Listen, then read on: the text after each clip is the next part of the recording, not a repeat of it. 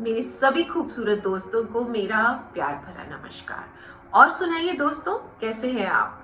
चलिए, आज मैं आपको सुनाने जा रही हूँ एक अद्भुत कहानी, एक राक्षस और बच्चे की। एक राक्षस था, इतना बड़ा जैसे पहाड़, इतना काला जैसे घुप अंधेरी रात, बड़ी लाल आंखें, मोटा पेट, बड़े बड़े दांत, नुकीले नाखून, जैसे किसी को टच भी कर ले तो खून निकल जाए।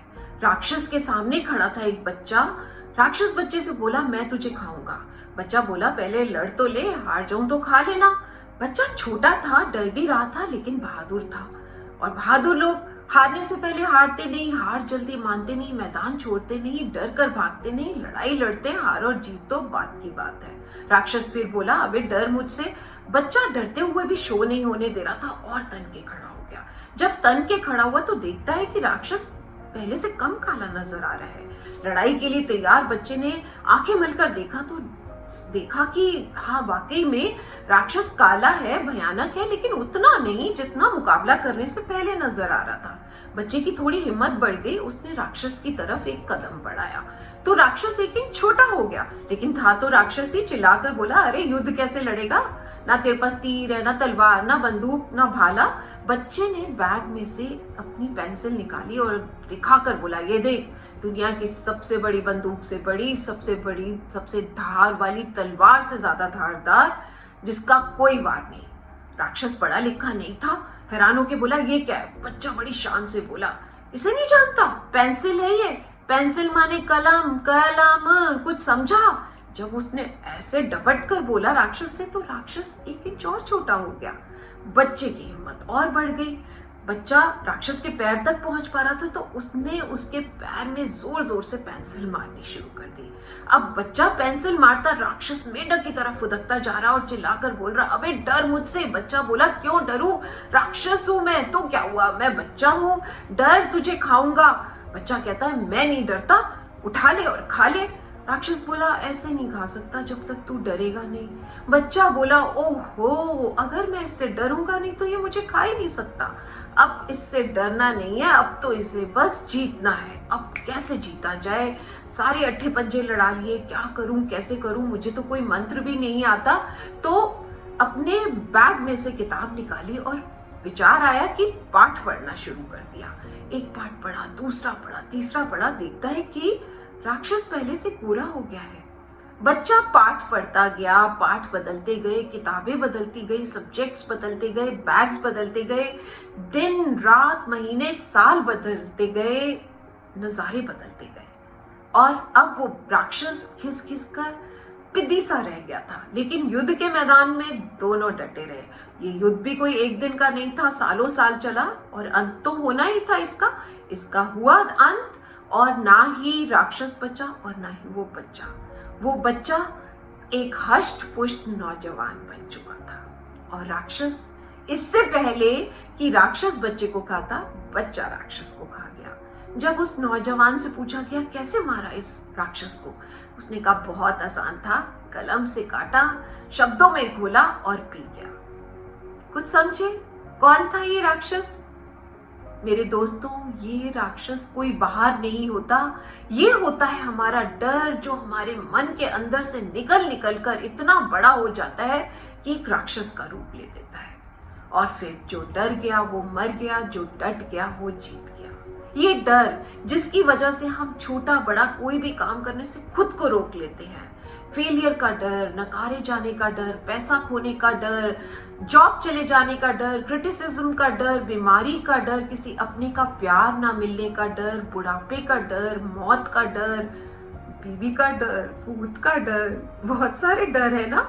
और इन डरों की वजह से हम ऐसी ऐसी कल्पना करने लगते हैं, सब कुछ गलत गलत सोचने लगते हैं कि हमारी लाइफ में ऐसा हो जाएगा, वैसा हो जाएगा, जबकि एक्चुअली उसमें से हार्डली कुछ होता है।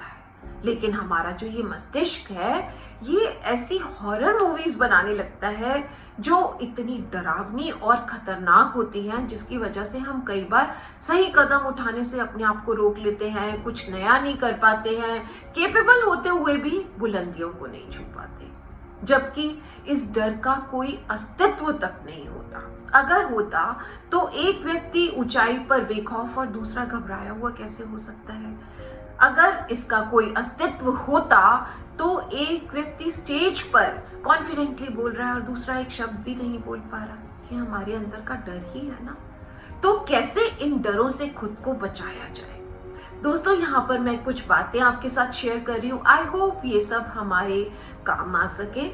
अगर आपको पल पल कोई ना कोई डर सताता रहता है किसी ना किसी बात का, तो आप सबसे पहले तो एक काम कीजिए, अपने 24 घंटे में से एक टाइम सेट कर लीजिए कि इसी टाइम मैंने अपने डर के बारे में सोचना है या किसी से बात करनी है। मान लीजिए कि आपने 5 बजे का शाम का टाइम सेट कर लिया कि मैं इसी टाइम अपने डर के बारे में सोचूंगा।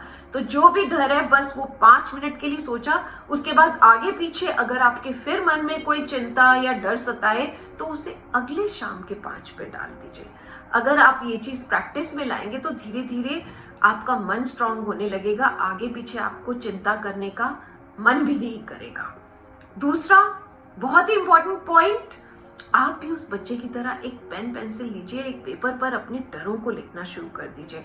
मान लीजिए कि आपको डर लगता है कि आप कोई काम करना चाहते हैं लेकिन अपने आप को उसके काबिल नहीं समझते, या आप अपने आप को स्मार्ट, फिट, कॉन्फिडेंट नहीं समझते, या किसी नए बंदे के सामने बात करने से आप घबरा जाते हैं, या आपको कोई बीमारी या बुढ़ापे, मौत, कोई भी आपका जो डर है, ऑनेस्टली उसको एक पेपर पर लिख दीजिए।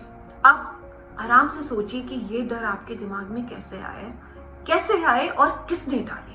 कभी कभी हम खुद ही ये नेगेटिव थॉट से खुद को भर लेते हैं, और कभी कभी कोई हमारे सराउंडिंग में कोई ऐसा कमेंट कर देता है जिससे कि हम अपने आप को नाकाबिल समझने लगते हैं। दोस्तों, अभी हाल ही में मैंने पढ़ा कि अगर आपको कोई जरा सा क्रिटिसाइज भी कर दे तो उस एक सिंगल नेगेटिव थॉट को चेंज करने के लिए हमें 15 से 20 एप्रिसिएशन की जरूरत पड़ती है, और हम सिर्फ एक उस आलोचना से अपने मन में इतना डर भर लेते हैं कि खुद को बेकार समझने लगते हैं। अक्सर डर कब लगता है? जब हम कोशिश करने से पहले ही हार जाते हैं। और ये कब होता है? जब हमें खुद पर विश्वास नहीं होता है। हम अपने मन के अंदर के डर को इतना हष्ट-पुष्ट बना देते हैं कि राक्षस के रूप में वो हमारे सामने होता है, जबकि हमें करना क्या चाहिए? अपने विश्वास को भरपूर खाना खिलाना चाहिए जिससे वो बलवान हो सके। अगर आपको जॉब जाने का डर लगता है या पैसा खोने का डर लगता है तो उस दिशा में और मेहनत करें विश्वास के साथ। जब मेहनत और विश्वास मिल जाएंगे तो डर कहीं दूर भाग जाएगा। अगर आपको क्रिटिसिज्म का डर है तो अपने व्यक्तित्व को इतना निखारे कि कोई आपको क्रिटिसाइज ही ना कर पाए। अगर आपको बीमारी का डर है तो अपनी हेल्थ को इम्प्रूव करें in physical and mentally both way. अगर आपको किसी अपने का प्यार ना मिलने का डर है तो अपने सराउंडिंग्स में जितने भी लोग हैं उन्हें खुलकर बहुत सारा प्यार दे, कभी ना कभी वो प्यार आपके पास लौट कर जरूर आएगा। अगर आपको बुढ़ापे का डर है तो उससे क्या डरना, वो तो सभी का आना है ना।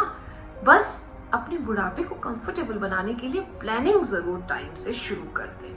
अगर आपको मौत का डर है वो तो सिर्फ एक ही दिन आनी है, बाकी दिन तो जीना है, तो हर दिन को खुलकर जिए और कुछ नया सीखते रहे, कुछ नया करते रहे, जिससे आपकी अपनी वैल्यू आपकी निगाहों में बढ़े, आपका खुद का विश्वास बढ़े। डर को गुलाम बना ले, ना कि उसके गुलाम बन जाए। और जाते जाते तेरी हर कमजोरी पे डर घर बनाएगा, तेरी हर कमजोरी पर डर घर बनाएगा, लेकिन तू भी अपना हुनर जरूर दिखाएगा। जब तू अपनी कमजोरियों को अपनी ताकत बनाएगा उस दिन ये डर तुझसे डरकर दूर भाग जाएगा। बाय बाय, मिलते हैं ब्रेक के बाद एक नए टॉपिक के साथ। माना दोस्तों ये शुरुआत है, लेकिन मुझे पूरा विश्वास है कि आपके प्यार और सहयोग के साथ हम बहुत आगे तक जाएंगे। Thank you so much for loving my videos. और अगर अभी तक आपने मेरे चैनल को सब्सक्राइब नहीं किया तो प्लीज़ अभी जाइए, अभी, बिल्कुल अभी, और सब्सक्राइब, लाइक एंड शेयर करें। दिल से दिल की बातें by Poonam Sachdeva. And take good care of yourself. Love you all.